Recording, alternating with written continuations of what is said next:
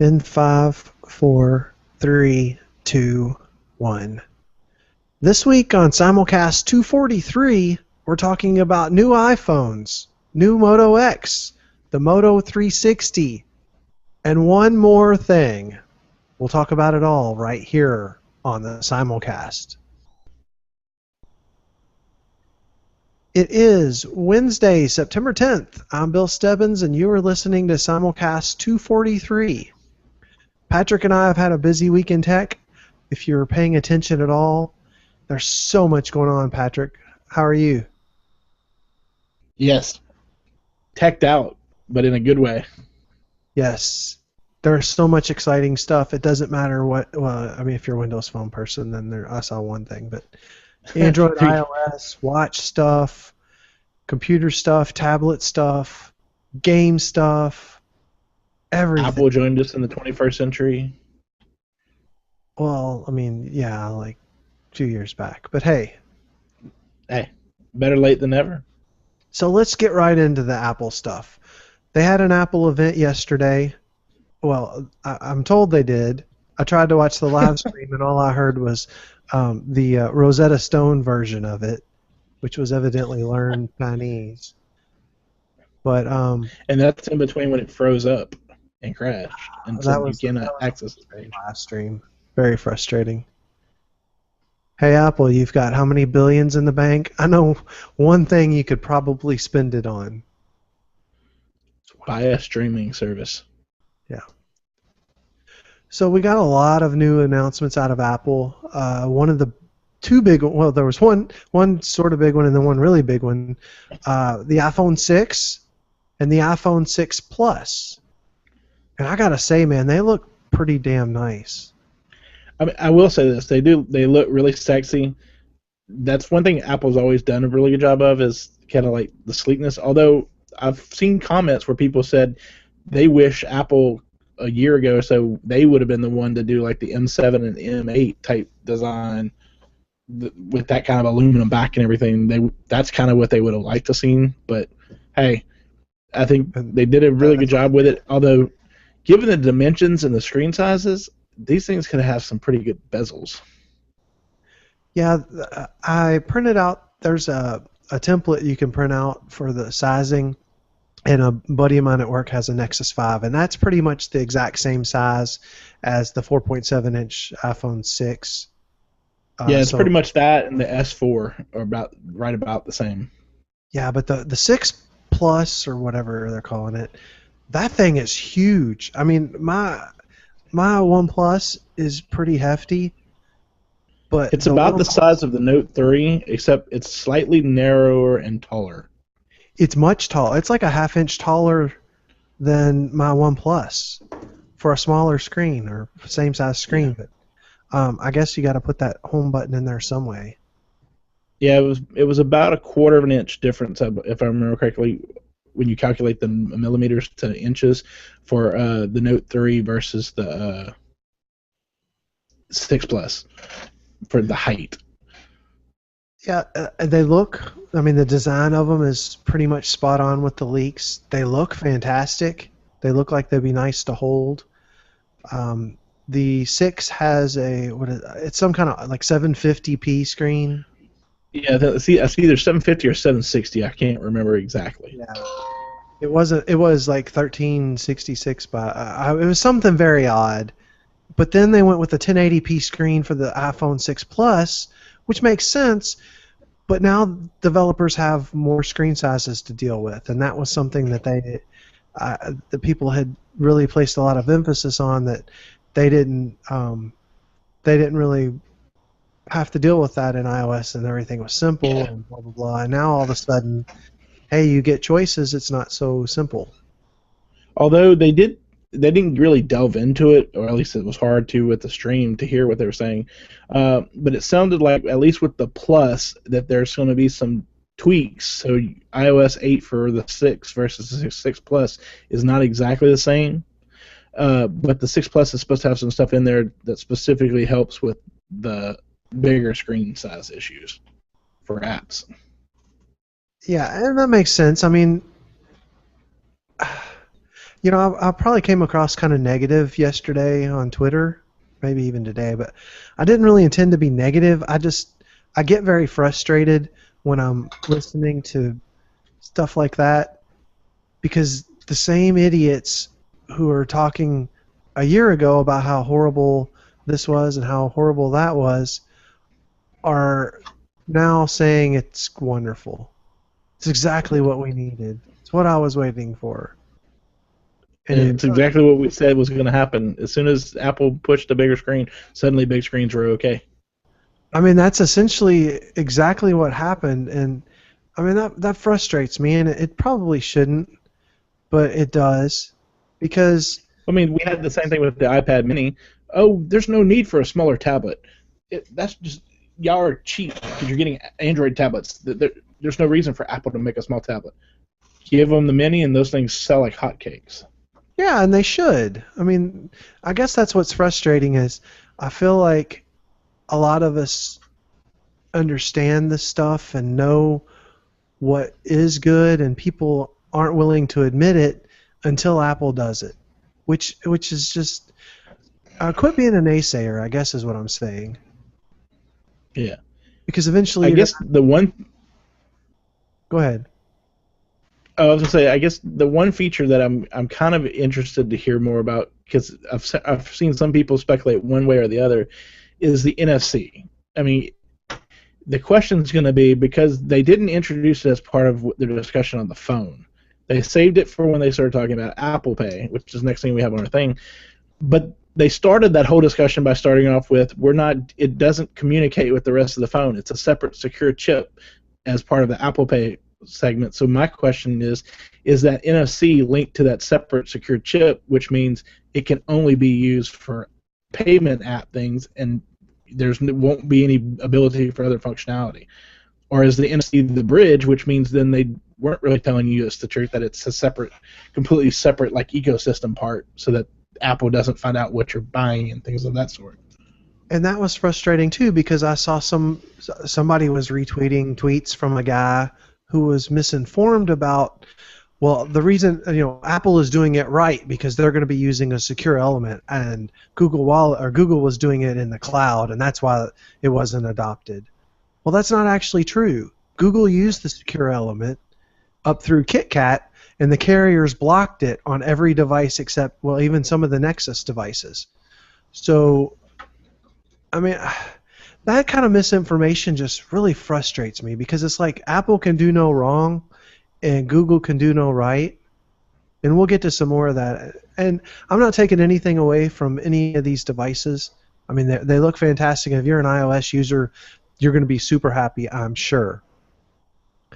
And I mean, I've mentioned, I'm currently working on a certification for work, which they basically reimburse every cost that I'm incurring from when I started to when I'm finished. I've actually thought about taking that extra money and just maybe go grab a 6 Plus or a 6 just as a separate phone that basically I can play around with when I want to play with, test out something new on iOS. Because the beauty for it is, if I get the Verizon one unlocked, then it's got the greatest resale value of any of the iPhones, because it can be used on Verizon, but it's also SIM unlocked, which means it works for any other carrier. Yeah, and God, the pricing on those unlocked phones is ridiculous. Yeah, but the way I look at it, at that point, it won't really be out of pocket, because I also get a salary increase, which covers that too. So it's like, sure, tech to play with. Yeah, but I mean, the prices I saw were like over $1,000 if you get the 128 gig model of the 6 Plus. I just don't understand, why would you buy a 128 gig model phone, especially with the new announced iCloud Drive pricing and everything. And considering most people, huh? Paging Clay Russell. But I mean, considering they've tried to make it so that you don't have to buy the larger size for that with the iCloud Drive stuff, I don't understand. To me, the thing if I would be upset, if anything, is, okay, they got rid of the 32 gig, and for those who didn't see the presentation yesterday, your entry model is still 16 gigs for $199 for the 6, $299 for the 6 Plus. It's $100 more for every level you go up. But instead of having the 32 gig, you're now going to have 64 gig as your middle one, and then 128, as Bill was saying a minute ago. My question is, if we're going to do that, why didn't the 16 gig become a 32 gig? Because if we're doubling everything, why keep the other one at the same level? I thought the math just doesn't work. I mean, it's kind of devious if you think about it, because if they gave you 32 gigs, most people aren't going to upgrade to the 64 gig, right? 32 is plenty. But if you give them 16, but hey, for $100 more, you can go to 64. Oh, that's a deal. And I guarantee you that's why they did it. Plus, I'm sure it's more also they're slow playing it for their future margins, since they realize doing the whole 5C stuff doesn't work out, and which is why we didn't see like a 5SC or some crap like that. Mm-hmm. It gives them the ability to have the lower end model be the discounted one a year from now at the 16 gig, whereas at 32 gig they probably wouldn't see quite a big profit margin when they reduce the prices a year later. Yeah, I agree. So the Apple Pay stuff. Oh, I'm sorry. Go ahead. Oh, no, I was going to say Apple Pay. Well, you want to go ahead and take that one? Yeah. Well, I was interested because they basically talked like they developed this new mobile payment system. And in fact, I think that's exactly what they said. And they talked about it, and I mean, it's exactly like what Google's doing with Google Wallet. Essentially you use NFC on your phone or your iWatch or whatever. You can pay for stuff. And I don't remember the reasons Google didn't or Apple didn't adopt it before, but I'm glad they finally have, because that will push the technology other places. For whatever reason, Apple has kind of the clout to get. They have the clout with the carriers, yeah. Yeah. To get retailers to put the terminals in, and so that means pretty much that I'm going to be able to pay wherever I want to go. I mean, now I can already pay at a lot of places, and I do, but the more ubiquitous it becomes, the better off we are as technology people. What's interesting, I've already seen articles today where, like, SoftCard, what used to be called ISIS, the one that was basically part of the reason why we couldn't have nice things on old school Android for Verizon, they're already talking about trying to work with Apple so that you can use them too through the NFC instead of just Apple Pay. Got to feel an Apple slow play that one too. Yep. But I mean, what's interesting is, and it's just like you said, it is pretty much like how the Google Wallet stuff was set up, is that you use through their system your credit cards and everything, but when the payment out is through your digital, it's almost like a new digital identity through the Google Wallet, but in this case with Apple Pay, it's going to create a separate identity that's linked to your phone, which is a good thing, because the idea is that if for some reason that gets compromised, they don't have, unless they get into the actual account, they don't have access to your real bank cards and credit cards, and so you don't have to cancel all your cards. Yeah, and they made a big deal about that, and the fact that if, say, you lose your iPhone or you get stolen, with the Find My iPhone, you can wipe it, and then they don't have any access to any of your credit card data and stuff like that. And I'm not exactly sure 100%, but I believe that Google does the same thing. I mean, you have like a Google Wallet number, and that's how they process the transaction and then charge it to whichever card. So they're kind of the middleman. And I know Apple said they were not going to house any of that data and blah blah blah, but it'll be interesting to process it somehow.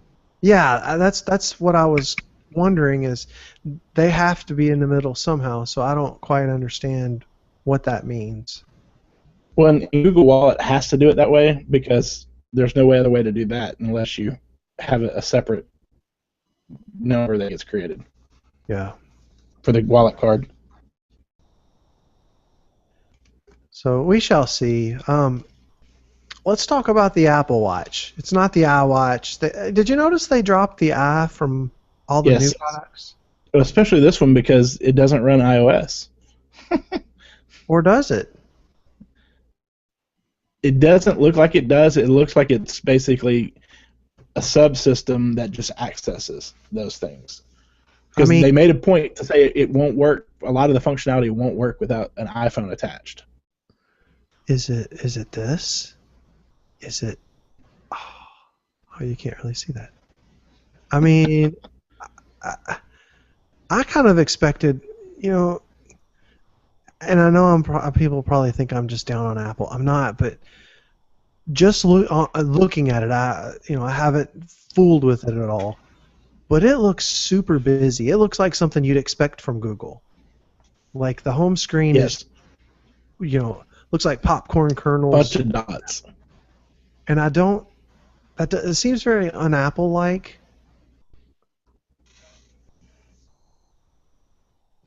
So I don't know. We're gonna. The thing that really turned me off was when they were, look, here's your apps, and you can zoom in on, or not your apps, your pictures. You can zoom in on pictures. And I thought, what a horrible experience that would be to be zooming in on thousands of pictures on your watch. The other thing I thought was funny is, like, instead of calling it like a long press or anything, it's force press, a force touch. And so I tweeted out, well, that sounds like something a Jedi would do. Yeah. I mean, I did like the idea with using the crown as kind of, basically they found a new way to reinvent the jog wheel from the old iPods.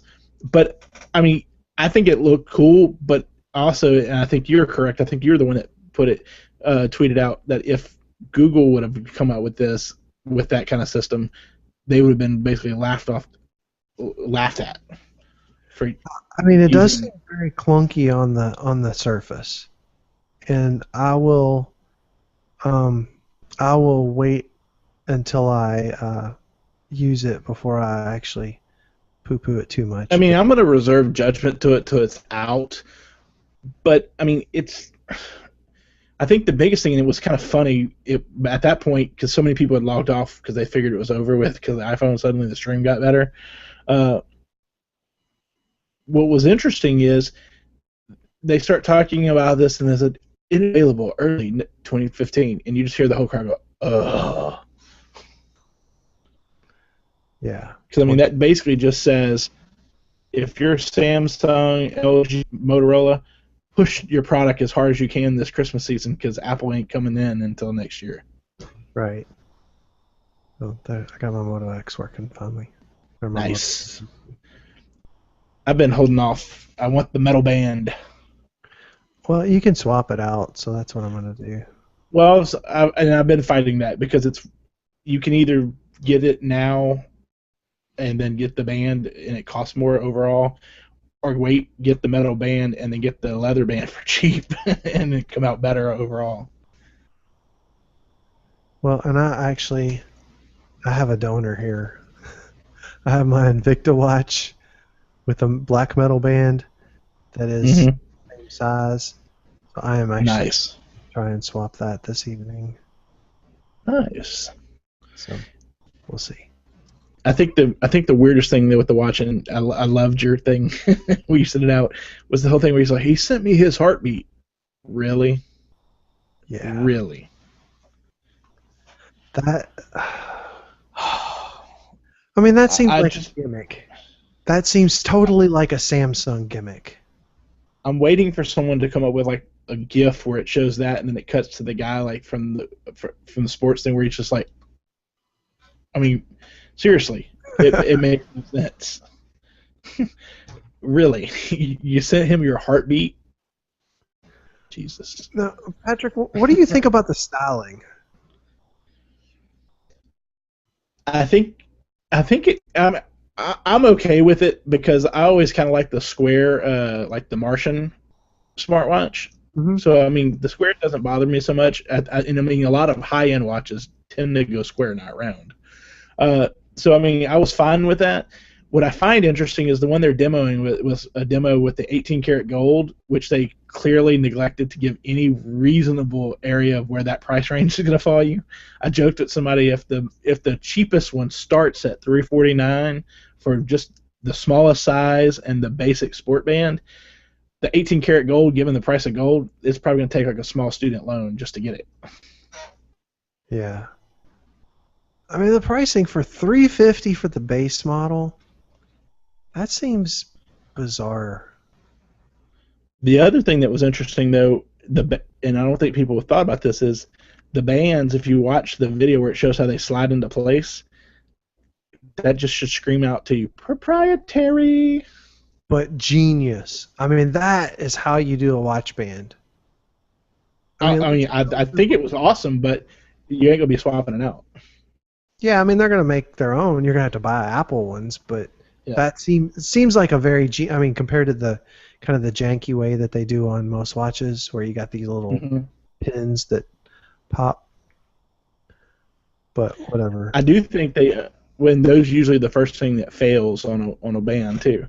I do think they've kind of given us a glimpse at where they're going to go with for wireless charging though, because they've talked about this thing is going to have wireless charging, but it's going to be basically the mag charging, where it's the basically like for your laptops, where I mean, if you think about it, it's wireless because it's just a magnet that touches the metal plate and it charges. So that seems to be where they're going with this, and that may be what they start migrating into the iPhone in the future too, is using their own proprietary mag charge. Yeah, I mean, I like the way they did it. It seems like a nice thing. I don't know. I'm not sold on the iWatch. Quite honestly, the styling is not something that I like. And if Google, a couple of the Android Wear watches, like the LG G Watch, people were like, "Oh, that's ugly." Well, that's kind of how I feel about the iWatch. The styling of it it doesn't look very Apple-like to me. Well, my big thing is I told somebody, I said, I know I would probably want the bigger size watch, and they said, and if it's a starting price and they've already told you it's a smaller one and a bigger one, I hate to see by that point, paying for just one of those, I could probably get like 2 Moto 360s. Mm-hmm. It'll be interesting. The other thing is we kept seeing people complain when they first started coming out with the pictures of the 360 because of the button on the side. Mm-hmm. And they were like, "Oh, well, what about left-handed people because of the ambient sensor taking it only wearing one direction?" You didn't hear those same bitching yesterday with the Apple Watch, where it was clearly made to be only on one side. You mean the digital crown? It's genius. Yeah. For a company I'm sorry, you're back, it seems very odd to go back to hardware functions like that. But it's almost like Apple at this point. They have a group, it's like they're drinking, or now they're in California, maybe smoking pot, and sitting there going, "What would they never expect?" And we'll call it genius. Yeah, I mean I feel like it's Dana Carvey and Opportunity Knox just making stuff up and seeing, and people are like, "Oh, that's brilliant! It looks like a parody kind of a thing, where YouTube videos that you see where the Apple parody videos, it kind of feels like that." And I'm not saying that iWatch is horrible. What I'm saying is that it just seems very un-Apple-like. They don't normally go for the huge. Yeah, I especially with the way the app thing they showed, where it was a bunch of bubbles and you just scroll through them. I'm like, that really seems very weird. Yeah, so we've got until 2015 before we have to actually, that we have to wait until you actually can get your hands on one, and I have no doubts it will be successful, none at all. Oh, I'm sure it will.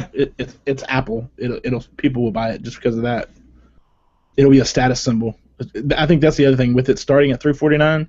People are going to buy it just so they can say, "See, I have enough money to afford this." Yep. Then you're also going to have a lot of people get mugged for their iWatch, with their Apple Watch. So that'll be kind of funny too. Yeah. So I didn't see this. What's with the new iCloud Drive pricing? Some of this we kind of knew from when they had the original iOS 8 preview this past summer, but essentially you're still going to get 5 gigs free. It's going to be 99 cents. Some get 20 gigs, $3.99 a month, you get 200 gigs, and then it goes up from there. I think if I remember correctly, it was $9.99 for a terabyte, which is essentially the same as Dropbox and Google Drive. They pretty much, they were good there. It's just they don't have some of the other options, and they got really expensive beyond that. Versus say like for Google, where you can kind of really get high up. But I mean, the big thing with this is it's supposed to, with iOS 8, it's supposed to have the ability to automatically save and back up your pictures and videos to the cloud, to iCloud. You're going to have access where you can actually access it from your Mac or from a Windows computer and actually access the stuff you have saved in your Google Drive, in your iCloud Drive. But it will only work, obviously, on iOS devices for mobile. But at least they're finally kind of expanding and not charging ridiculously overcharged prices for levels of data. Interesting. I mean, I can see why people would use Drive, but I don't. I mean, it's not device agnostic. You're platform agnostic. So only if you're invested only in the iOS ecosystem would you want iCloud Drive. There are no apps for other platforms. Yeah. And then Sprint's coming out with a this looked kind of interesting, but it's a $50 unlimited call, text, and data plan, but it's only for the iPhone 6 and 6 Plus. But it's only for iPhone 6s. Yeah. I mean, I think this would be interesting if you're looking at Sprint and you live in a place that has really good for LTE. Their LTE speeds are actually really good. The problem you run into is if you're in an area where you fall to 3G a lot, their 3G is pretty terrible. So there's that. But, I mean, the other benefit for Sprint, though, is they do have roaming agreements with Verizon for 3G, so you don't really have to worry about not having coverage for the most part, but it may be really slow. Yes. So, anywho, there's that. And I mean, that seems kind of silly to only limit it to iPhone 6 and 6 Plus, but I guess Sprint's kind of grasping at straws to try and get people to stay with them. Well, I think that's their way, because I saw someone had retweeted, and Verizon Wireless had retweeted. Apparently they have some kind of, I couldn't find it when I was looking again today, but apparently they're going to have some kind of promo where you can trade in your old smartphone to get basically a gift card that would basically cover you sans tax and everything, an iPhone 6 16 gig. I wonder if Apple is subsidizing any of that like they are with the T-Mobile test drive program. It's possible, and I mean I think the key is it's going to be with these plans looking not just what gives you the upfront gratification, but also think about your coverage issues, as well as like Sprint. One of the things with this is for a year you're good, but then after a year they're going to start charging that data fee that they charge, and so the $50 suddenly becomes $65, and then it goes from there. They'll nickel and dime you on things. Yeah. Okay, well, we had a bunch of other stuff that came out in the last week. We were out last week, and we missed a couple things, but Moto X 2014 edition is coming out soon. When was that going to be available? A couple weeks? 3 weeks? Month? I think so. I think October. Pretty interesting device. A lot of people are angry because it's a bigger device. It's got a 5.2-inch screen. I remember it. I think it was a so many other new things this week. No word on the camera, so we don't know if the camera is going to be any better. It's more megapixels, but they still don't have wireless charging in the Moto X, and I know that's not a huge deal for some people. For somebody like me, it is on a phone that I have to charge constantly, which it's only got a 2300 milliamp hour battery. What the hell? Yeah. note to anybody: if you make a flagship phone, it needs to have a bigger battery. I mean that seems to be something like Apple had the opportunity to put a huge battery in their Plus, and they did. It's got supposedly the same battery life as what was already there, and they made them ridiculously thin again. Now thin is nice, but a millimeter and a half difference for better battery life, people, especially in a big phone like the Plus. Yeah. Well, the thing is, at some point, form can't always win out over function. I mean, they had the perfect opportunity to get rid of the Samsung wall hugger ad, but they didn't. What's interesting, though, and I guess we didn't really mention it, the screen for the Plus is going to be 1080p, and it actually has a higher pixels per inch than the Note 3, but then if you think about it, the Note 3 is also 0.2 inches bigger. Mm-hmm. So I mean, it's actually got a decent screen on it, and if you think about it, it has a much better screen than the smaller one. But because they didn't want to increase the battery, the smaller one they went with a lower resolution, so they could still have decent battery life. Yeah. And the Moto X does have a 5.2-inch screen. Okay. And there is no developer edition for Verizon this year, which is a shitty thing to do. That's probably not Motorola's fault. It's Verizon. And, especially since Verizon always locks out crap people want. Yeah. I mean, I'm frustrated with Verizon on a lot of levels, but on one level, the Nexus 9 timing was just revealed in a lawsuit for video, right? Video. Mm-hmm. They did confirm the Tegra K1.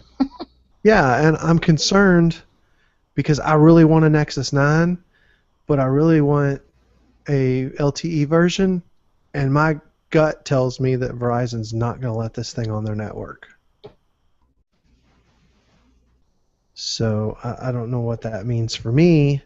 I mean, my Nexus 7 still works fine. It's LTE, but I really want a bigger tablet because I have a bigger phone now, and when I'm on a tablet, I really want, more real estate. Yeah. Verizon just sucks. I hate them. Stupid Verizon. Oh. Okay, so I has the Moto 360. I was looking to get in on the purchase of that as soon as they were available. I had one in my cart for Best Buy down the street from work, and I had it for in-store pickup. And it's a long story, but apparently it went out of stock like in seconds, so I didn't get it. So I had to wait, and I just got it today. And I tried to charge it before I left for my daughter's field hockey game. I had about 20 minutes and didn't get it charged up enough, so the update didn't complete. So I was wearing it at the field hockey game with it powered off because I couldn't get it to charge in the car. I brought some crappy Qi charger and it didn't work. Not all chargers are equal. No, but it does work fine on the Nexus 4 charger that I have. That's what it seems to be like the go-to charger for almost anybody with wireless charging these days. Mm-hmm. So that made me happy. So I'm going to wear it tomorrow, and I'll report back. Follow me on Twitter. I'll report back on battery life and stuff. I'm not expecting it to be stellar based on other reviews. However, I wonder how much of that. There was people saying they were charging it 2 and 3 times a day, and I just don't know that I buy that. Which one did you go with, the black or the silver? Black. Black. Yeah, I've been debating. I think the black looks sleeker, but I figured the silver wouldn't show any scratches. Yeah, that's true too. So we'll see. Look sexy. Yeah, it looks really nice.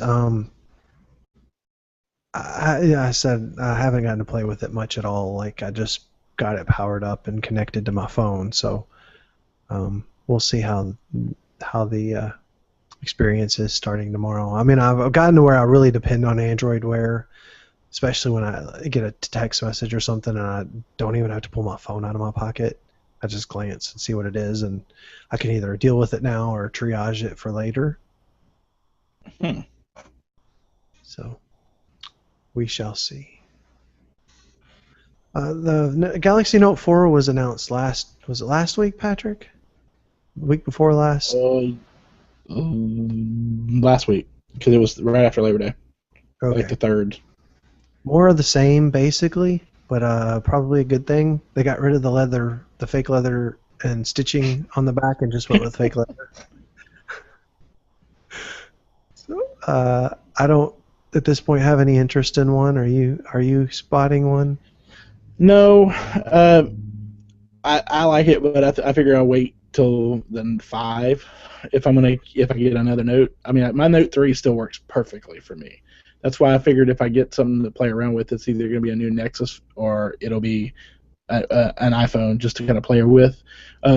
Mostly because with my Note 3, because with Verizon being SIM unlocked, I can just pop in a T-Mobile or AT&T SIM card in it. It won't have LTE, but it has HSPA Plus, which with both of them is pretty good. So it lets me kind of have 2 phones and play around at least until a new Nexus comes out. I keep hoping this will be the year where Verizon gets its head out of its ass and gives us another Verizon Nexus phone, because then it would be perfect. Then I would buy that hands down. Yeah. I really hope we get another Nexus phone. Yeah. All right, so Note 4 looks interesting. We don't have a whole lot more on availability yet. We know it's coming to all the carriers. I think it's supposed to be next month. It's supposed to be next month, October. That and the Note Edge, which was the other one that they announced, I can see it having some functionality, but I could also see someone like Verizon really screwing you with that by putting a big ass Verizon logo on the side. And for those who haven't seen it, the Note Edge, essentially the right hand side has kind of like a angular edge, which one of the selling points is it basically can put your notification tray for apps and stuff on that side part, so it's not part of the main display. It's like the display kind of carries over onto the edge, and they can use it for things, which with the Note would be kind of cool because it's capacitive for both hand and with the pen. You could do some interesting things without taking up the real estate of the main screen. In fact, I have a coworker who's already said that's the one he wants to get, is the Edge. Yeah, I don't know. It looks interesting, but I keep thinking back to that Continuum that they did a couple of years ago with the extra thing at the bottom, and they had an SDK for developers, and nobody did anything with it. It just was abandoned, like died on the vine kind of stuff. Speaking of died on the vine, something we thought might just wither away, and I was hoping not. Google Voice finally got an update to be merged. Well, it's getting an update to be merged with Hangouts and MMS support and calling over VoIP. So, did you get the update APK yet? I snagged it off Android Police. Me too. Yeah. I mean, it's got the dialer built in and everything, but there's a separate dialer app. Well, I kind of like that. Yeah. I don't make a ton of calls, but when I do, it'd be really nice if, like, say I'm in the basement and it's not the greatest coverage, or even on my tablet, and I want to make a conference call from my tablet downstairs. I can do that now again over Wi-Fi. I think it's also going to be their answer to one of the other functionalities that Apple pointed out that they're going to do, because it's going to be voice over LTE compatible, which just about any phone that comes out now that isn't, don't buy it. But it's going to have Wi-Fi calling, and it's going to seamlessly transition, which is a big thing T-Mobile has been pushing for Wi-Fi calling and seamless transition. But I see this as the way Android does theirs, because they work it out where the dialer will eventually be all done through essentially the same combined thing with Hangouts, regardless if it's your cell phone or the Google Voice number. and it would just pick up that way. Basically, just carry over from Wi-Fi. It'll use data. Doesn't matter if it's cellular or Wi-Fi. As long as you have a data connection, you keep talking. I am excited about this, and I'm also thinking that might actually enable my daughter to switch to T-Mobile on the $30 100-minute 5 gig plan. I don't know. She's now that Groove IP's dead. Yeah, because now, I mean, you can make Hangouts be your default dialer. You can make it ring and not the phone. Lots of stuff, and the fact that it now has MMS support, which she's been complaining to me for forever, because I make her use Google Voice, so I don't have to pay for text. And so she's been so mad at me because she doesn't. I'm like, use Snapchat or Hangouts or. Well, my friends have iPhones. I'm like, well, then get some better friends. You need some friends who aren't getting phones that are hand-me-downs because their parents bought new ones. That's right. Which is mostly what teenagers with iPhones are. Yeah. So there's that. Hopefully in the next couple of days I'll get that blue box that says, do you want to merge your Hangouts and Google Voice? And I'm going to say, hell yeah. Give it to me. That's what she said. Really? I've never heard that before. Google Play now has a 2-hour refund window officially for games and apps that you purchase. So that's nice. That would be buyer's remorse. So that means I could buy a game and play it like that. What's that one game that people always complained about that was a really good game? It was like 10 minutes of play. I know what you're talking about. I can't think of it. It's like, I mean, that's got to suck for some developers. I mean, it's going to actually push their game because you can't get away with that. So I'll play it and get rid of it. Yeah. So we'll see. I mean, that's nice. I do have buyer's remorse. I don't often take advantage of the refund window, but sometimes I do, and 15 minutes really isn't long enough. Yeah. Because you don't really have time to test out, call your buddy and say, hey, call me or let me test this function or whatever. Right. And then finally, Netflix is bringing post-play support to Chromecast. So you have an opportunity to select the next episode automatically, or you've got time to grab your tablet or your phone or whatever and stop it, so that it doesn't you go watch another episode of Breaking Bad when you really need to. The beauty of this is you can now binge watch using Chromecast. Yes. That's the beauty. Super nice. I never have time to binge watch. I probably can only get 2 in, but at some point I may be able to, and this is going to be super freaking handy. Yeah, because at least now you don't have to exit back out and then pick a new episode. At least this way you can just let it play through. I hated that. Okay, in gaming news, Destiny from Bungie has launched, and I have a rant that I'm not going to really go down the rabbit hole. But are you getting Destiny? I haven't necessarily decided for sure, but I will say this. I have liked the commercials. They're pretty funny. They do look interesting. Well, I have it on pre-order from GameStop. Actually, my copy's probably sitting up there waiting for me. But I have, from that TV I bought a couple months ago from Dell, I have like a $125 gift card. So I thought, well, I'll just get it from Dell because I really want it, but I don't necessarily need it on launch day. So on Monday, I pulled it up, and sure enough, Dell's got it. It says available September 9th with free next day delivery. I'm like, cool, sold. So I bought it. Well, it's still showing delivery today. So I was chatting with them because I hadn't gotten a shipment notice, and it doesn't show it was shipped. Oh, yeah, that's going to be October 22nd before you get it. What? Well, apparently it's a pre-order, and it's first come, first served. And I'm like, but your website doesn't say it's a pre-order. It says it's available September the 9th. Well, it was available September 9th. For a pre-order. I'm just like, it says ships in 1 to 2 business days. Well, so I said, okay, well, just cancel it. Credit me back and cancel it. They're going to have a case specialist call me. I'm like, really, Dell? That's what you do? Why don't you just cancel my order? So beware if you're buying games from Dell that may not be the ideal thing if you want it in the next, I don't know, 6 weeks. Could also be, though, a good opportunity if you need a weekly vent.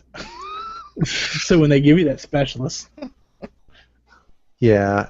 Well, it was interesting because I was chatting with them at work, and we're getting ready to install this chat client so that our agents can chat with our customers. Well, Dell uses the exact same chat client.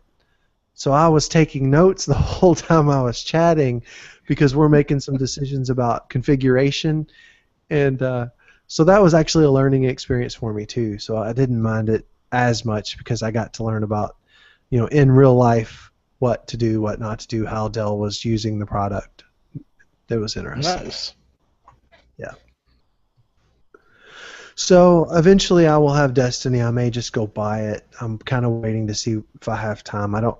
My Call of Duty sat in the package, I think, for about 2 or 3 months before I got to play it, and I haven't finished it. So I kind of hate to do that to the game again.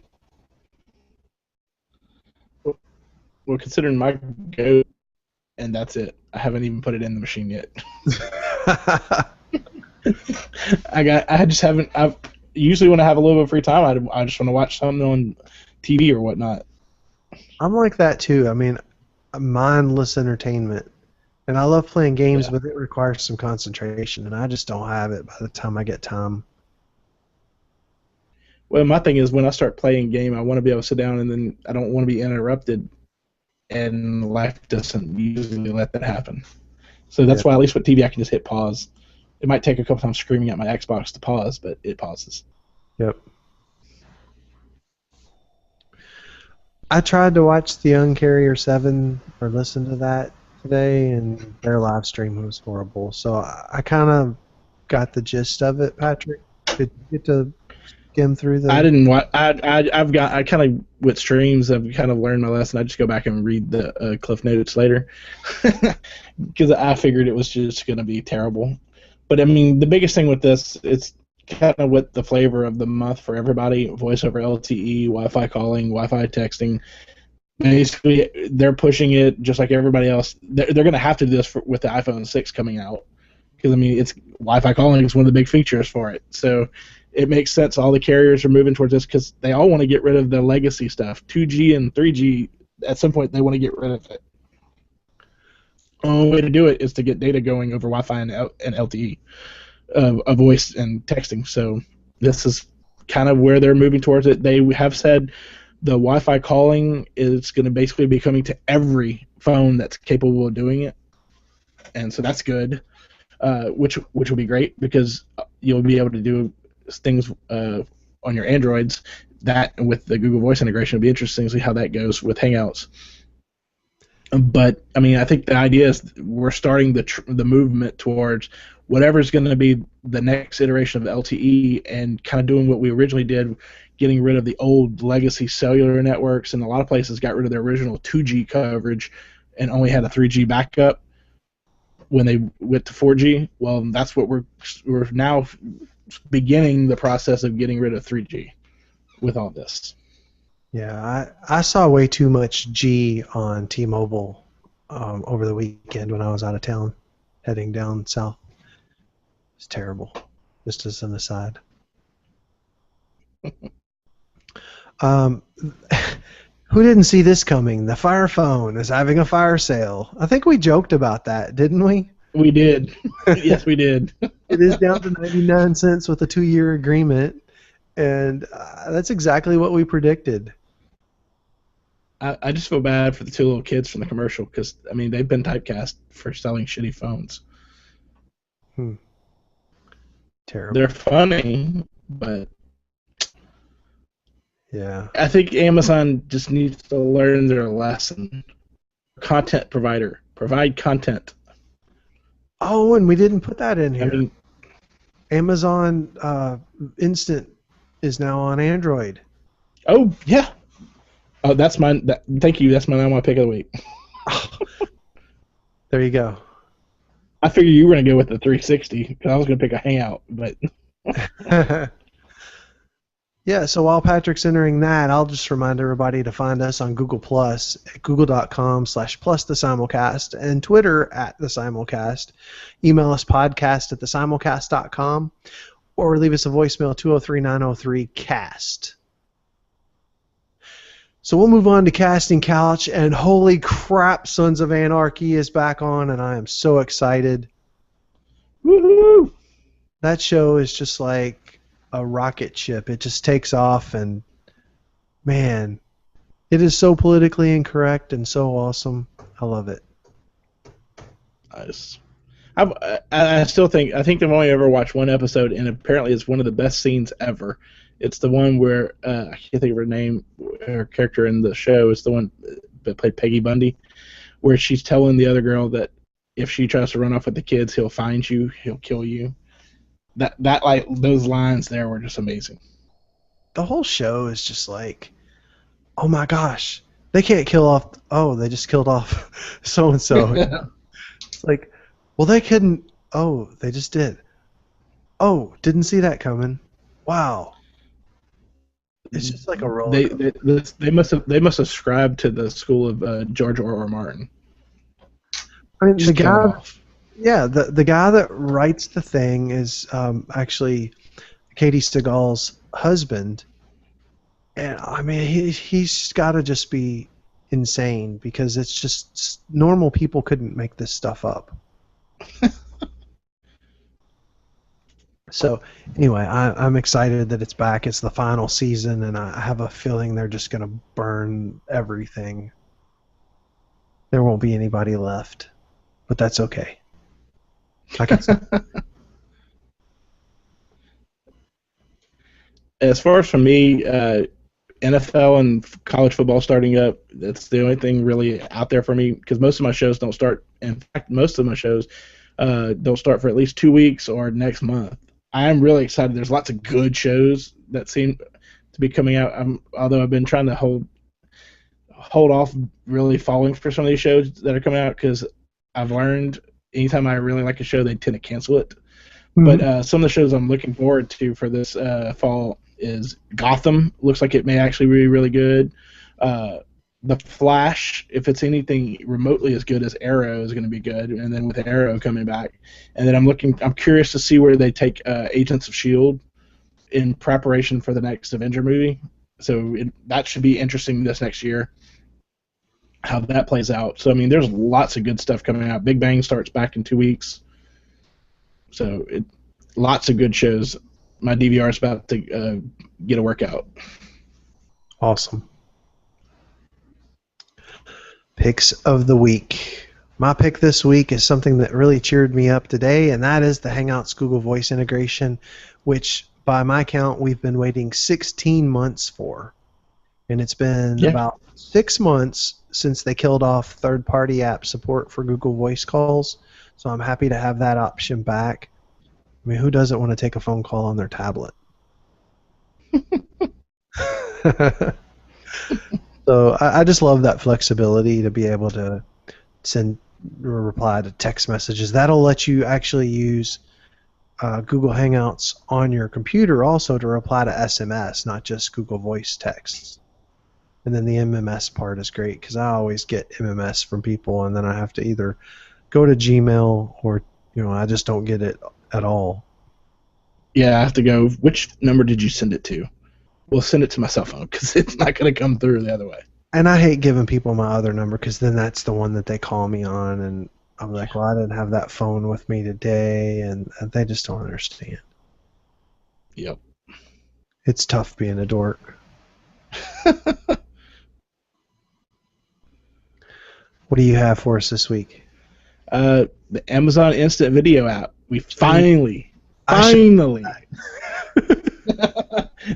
mean, if you have Amazon Instant and you're on Android, holla freaking Luya, you finally have you can watch those things on, which I'm looking forward to with this Nexus 9 coming out. Hello. Its ability to watch it on a tablet will be great. Unfortunately, it doesn't have Chromecast support, but that's not really a problem if you're willing to not worry about your battery life so much and just cast your screen. True. Which it works fine doing that. Yeah. I can vouch for that. So that's good to have another option. They've got some HBO content and stuff like that on Instant, and if you're already a Prime subscriber, it's included. So why the heck would? I mean, if you're a Prime subscriber and you're already paying for all that, now you just have another way to consume that content, which is great. Yup. All right. Anything else we missed this week? I think we had a pretty good smorgasbord of stuff. Yeah. I mean, you just got stuff coming out later this month and the next month for phones. Our next big thing's kind of out on the horizon. You know there's going to be an Apple event most likely next month because they've got to introduce a new iPad in time for Christmas. That's how they make most of their money, between the new one and then the old one going on sale for Black Friday. And then you figure we have to have a Nexus event coming soon because apparently the leak says it should be coming hopefully next month because it's supposed to become third quarter of 14. Oh, I hope so. Give me a new phone. Give me a new phone, new tablet. And because right now, for the first time in like 3 years, I have no tablet. I gave my Nexus 7 to my mom because she was having problems with her old Verizon one, and so I just gave it to her. It was like an extra little present. Figured she'd get a kick out of it. And it actually gave them a device that would actually cast screen to the Chromecast I gave them. Because my stepdad still has a G3, and she has the 5S. So it gives them something that'll cast screen. Cool. All right, tell everybody where they can find you when we're not podcasting. Well, you can find me on Twitter all the time, handle LShuLaw2009. You can find me on Google Plus. Just look for my name or go to plus.technicallylegal.net. You can also email me at patrick@thesimulcast.com, and just in general, look for my name. You'll find me. I'm on pretty much everything out there for social media. All right, and shout out to our buddy Todd W., who could not join us tonight because he has a date. Hope you get somebody.